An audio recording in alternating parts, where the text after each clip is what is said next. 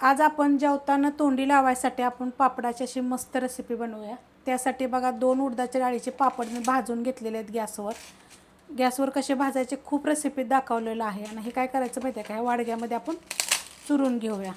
तळायचे नाही तर भाजायचे। आणि हे काय करायचं माहिती आहे का, जेव्हा आपण जेवायला बसू ना त्या टायमालाच करायचं, म्हणजे जेवताना तोंडी लावायला असं छान होतं। पापडाचा बघा मी चुरा करून घेतलेला आहे। जास्त बारीक असा करायचा नसा, मोठा मोठा करायचा। आता त्यात टाकायचा एक मीडियम आकाराचा कांदा असा बारीक कापून असा मोकळा मोकळा करून घेतलेला आहे। अर्धा टमाटर घेतलेला आहे, बारीक कापून घेतले। एक छोट्या आकाराची मिरची घेतलेली आहे बघा, पण ही तिखटवाली नाही आहे, बिन तिखटवाली आहे। ह्याच्यामध्ये छोटा अर्धा चमचा चाट मसाला, थोडंसं एकदम काळं मीठ, थोडंसं टाकायचं साधं मीठ, कारण पापड पण आपले खराट असतात त्याच्या हिशोबात हे सगळं टाकायचं आहे। एक छोट्या आकाराची मिरची पावडर चमचा, कलरवाले पण आहे आणि तिखटवाला पण आहे। त्यात टाकायचं आपल्याला अर्धा लिंबाचा रस, थोडा कमी जरी टाकला तरी पण चालेल।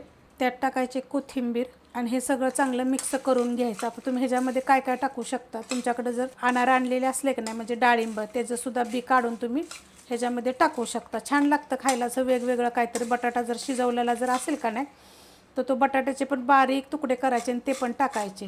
ही जेवताना तोंडी लावायसाठी ह्या रेसिपी आहे सगळ्या। आता हे चांगलं व्यवस्थित असं मिक्स करून घेते। मिक्स करून झालेलं आहे बघा। अशा पद्धतीत घरातल्या साहित्य झटपट होणारे दाखवलेलं आहे। तुम्हाला पाहिजे तर तुमच्याकडे जर शेव वगैरे असेल ना तर ते पण तुम्ही टाकू शकता। आणि जेवताना कसं एवढं जर एक वाडगभर केलं तर 2-3 माणसं जर जेवाय असेल तर थोडं थोडं जर खायला घेतलं तर पोटभर जेवण होईल। करून बघा ही पापडाची रेसिपी, एकदम चवीला एक नंबर लागते। रेसिपी आवडली तर लाईक करा, सबस्क्राईब करा, कमेंट करा आणि शेअर बी करा।